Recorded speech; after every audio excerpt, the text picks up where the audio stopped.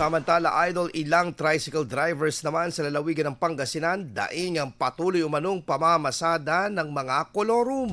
Para sa detalye, kasama natin, Idol Joanna De Vera. 104.7 IFM. Report!